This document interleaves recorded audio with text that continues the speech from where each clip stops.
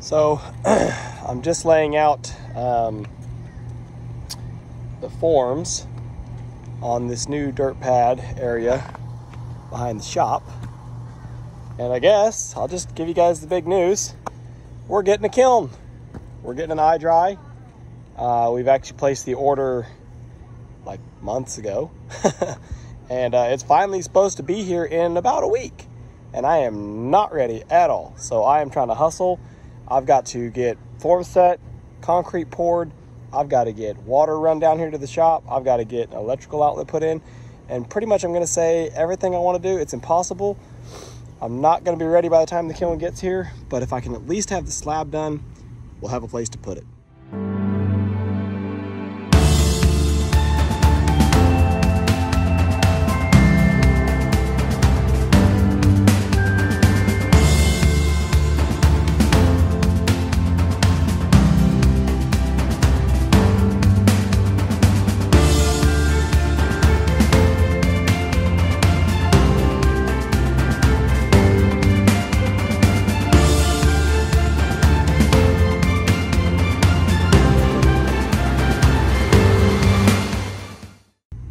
So, I did this dirt work, I don't know, a month or two ago, and thankfully I did it when I did, because it has been raining and raining and rainy and rainy. And the day that I did it, I was like, screw it, I'm just gonna do it. Katie kind of said, well, you know, there's other stuff you should do. I said, I don't care. I said, I'm gonna get it done while I can. And it has been nothing but rain pretty much ever since. So, lucky I got it done then. The pad is just, it's nothing special. I didn't even like shoot a grade on it or anything. But it's built up enough to basically be, it's really just to get it up, you know, not down in the swamp. So we are gonna we're gonna pour the slab just 3.5 inches thick. That'll be plenty fine. This unit's really not that heavy. And I've seen several guys, they just put it on, you know, stone pavers or whatever. They don't even pour concrete. But we're gonna pour concrete just for maintenance, really. It's just so it'll stay clean. You don't have to worry about things shifting and tilting and being out of level later. So yeah, we're really just going with the concrete pad just for the unit to sit on, just to make it easier and hopefully better to maintain as we go on. So when I filled all this in, I bucketed the dirt over here with Rosie. I spread and packed it with the box blade on Rita, but I did not do any sort of formal, you know, compaction or anything like that. It should be totally fine. It's going to be a big, wide slab. It's going to spread the weight really, really well. And I was thinking about pinning it to the shop. Just drilling a couple holes, putting a few rebar pins. But I really don't know if I want to do that or not. I'd almost rather that if it moves a little bit, it moves separate of the shop. And even then, pinning it is only going to anchor half the slab to one part of the shop. We're not planning on drilling piers. We're just going to do slab on grade. No piers, no footer, no nothing. Just cheap, simple, quick slab. That may be irresponsible. I don't know. Everything else we've done as far as structures, buildings, we've always put down piers, bell-bottom piers, and done footers. But again, those are buildings that I do not want to move. This is basically it's just an old slab, just to keep the thing up off the ground. So anyway, I've got some stakes set here. I think you guys can see that. There's a little peg there, little peg over here, and there's two back there. We're gonna go all the way back against the air conditioning unit. And so the slab I'm looking at is about 12 by 35 feet. The actual iDry kiln, the unit itself is only about 8 feet wide. And I think like 20 feet long or something total. Somewhere at 20, 21, 22. But basically we're gonna give ourselves some extra width and some extra length so that we can get around this thing to help maintain it. Really, once it's up and running, you gotta be able to get to the back of it to turn it on and off. And you gotta be able to get to the front to open the door. So the unit is going to sit right back here behind the shop, and it's going to stick out past the shop however far it has to. And then the trolley and everything, the tracks will come out here to where I'm standing. So if I walk out here a little further, everything is going to come out basically to where the tractor is sitting, actually, because it's a pretty long track. And so then our loading area in and out, we're going to get more dirt put in here, get all this rock. So our final approach into the kiln is going to be, you know, right up here in front of the shop, but we'll still have space over here against the front of the shop. We'll still have space that we'll have a little grassy area hopefully do some flower beds, like just do some stuff to make it nice. We're not going to be pinching in right in front of the shop with bundles of lumber and stuff on the tractor. We'll have plenty of room to work because the unit, the slab is going to stick out here to this, like I said, to this 35-foot mark. But even if you take 15 feet off of that, the front door of the unit is going to be somewhere right here, you know, just a couple feet off the shop. But then you got about a 4-foot gap. No, like a 6-foot gap, whatever it is, for where the door swings open. And then that's where your trolley track actually starts. So like I said, we'll be plenty far off the shop. It's not gonna be tight. The unit's not actually gonna be stuck behind the shop. We're just gonna put it back here as far as we can. Anyway, I've just got some flooring boards cut here off the mill. Thank God I have a mill because flooring boards would be crazy expensive right now. So I have my own mill. I just cut 1x4s okay, baby, hold on. I just cut 1x4s. That'll be plenty fine since we're in a 3.5-inch thick slab. We'll just put a few extra stakes along the length of them, try to keep them from flexing. But again, this is not anything special on this slab. So we'll just try a few more extra stakes and everything should be fine. So let me start getting this set up and I'll show you along the way. First long flooring board laid out, and I'm using 12-foot boards, flourish. So I had to scab several together. Chop off. I just cut the ends clean so they butt up pretty good, and then I put about an 8-inch scab to butt them up. I can show you that here in a second. We've got it laid out, and I've gone down the length, and I set a couple extra. I had this little corner peg. Put there purely as a reference. It's not a datum. And I put a couple more down the length, so when I stand this up, it'll kind of hold it so it's not split. Grab the whole thing, pick it up, and it just behaves just like it's supposed to. And now we'll throw a couple screws in this corner, tie this 12-foot inboard to a 35-foot long side. Pull it down just a little bit, and again, this whole thing, I'm going to basically form the whole thing up, you know, like this big square, and then we'll scoot it corner to corner as needed to actually truly square it up.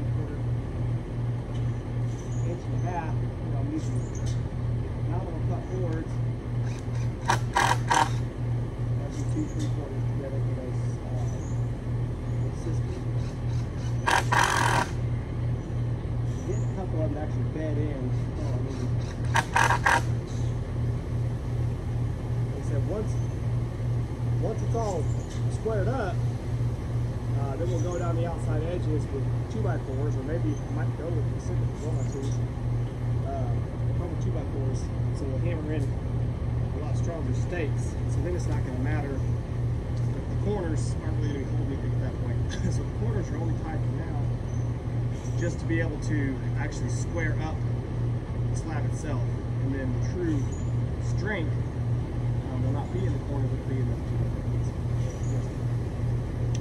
Anyway, I've got one more to put in over here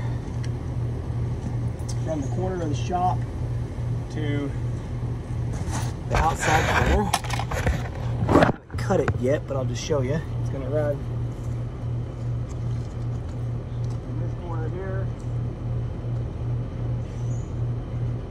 It's going to run to the shop, and actually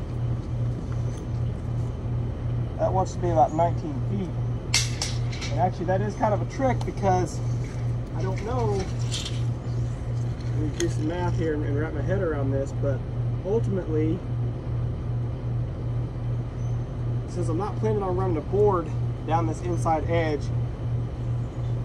I need to fix the corner that is behind you guys, I guess. I need to go ahead and fix it, and then I can adjust the other ones to figure out exactly what this measurement actually needs to be.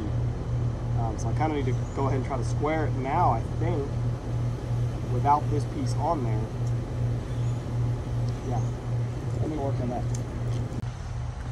All right, so the forms are set, and I was just going to tell you what I did because I said I kind of cut off the last video saying I had to do some math.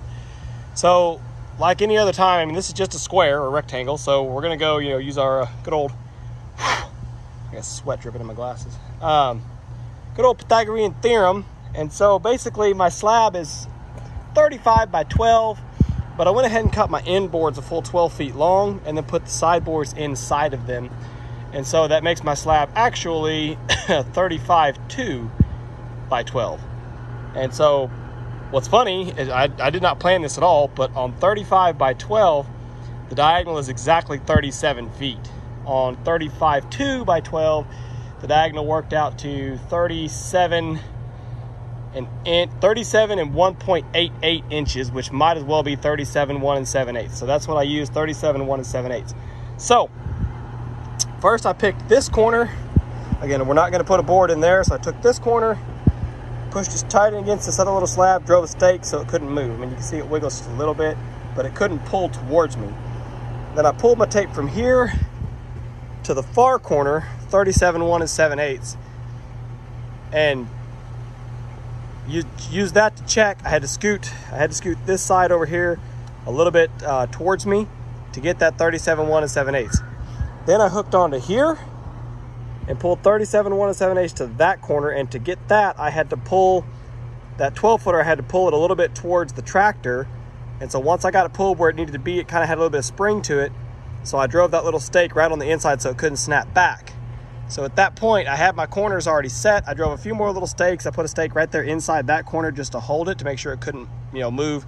It couldn't move this direction or closer to me. And then I measured off that bore, off this corner right here, over to the shop.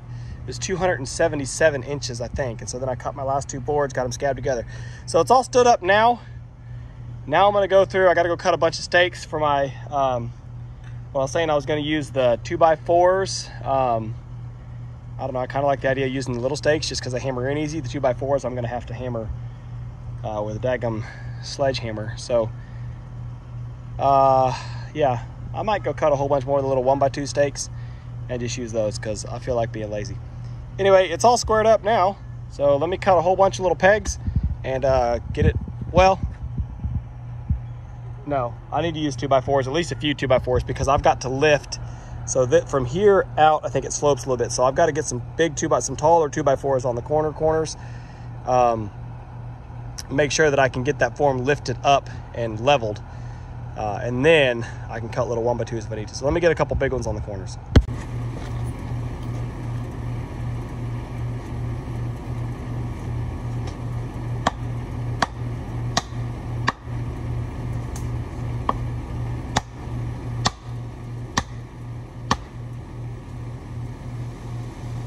That'll be enough on that one.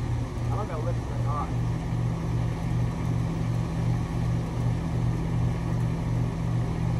There's one on that outside. I gotta be a little careful with this because when we go to screen it off, you're sticking up above the forms, that kind of sucks. So I really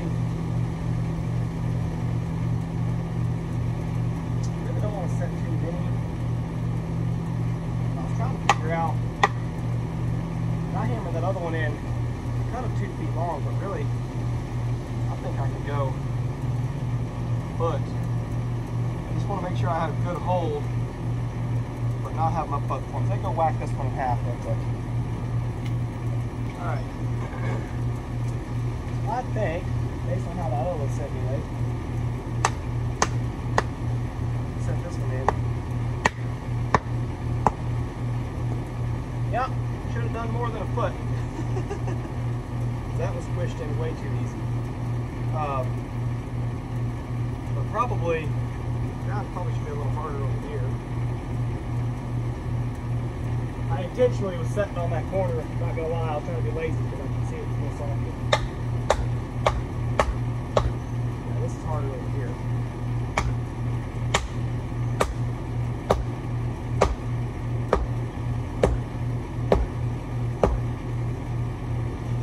Again, since we're only going,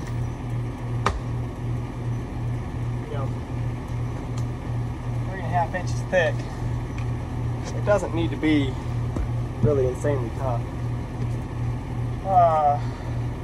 Okay, I need to go get a level, put on this edge here, pull it up, and then we'll put a screw in that corner just to hold it, make sure it doesn't move on us. All right, so we finally got it all cut down and leveled up, at least enough that I'm happy with it. You can still see along the edges. I've still got to go around on the outside edge and backfill to keep the concrete from leaking out on the edges. But I went through, cut more stakes and got them all hammered in. Everything's hammered down below the form, at least on the sides. On the ends, again, it can stick up a little bit, so that's okay. So everything is hammered up, tightened up, cut down the high spots in the middle. So now we're gonna grab the rebar off the trailer and see about starting to get some of that cut and laid in here.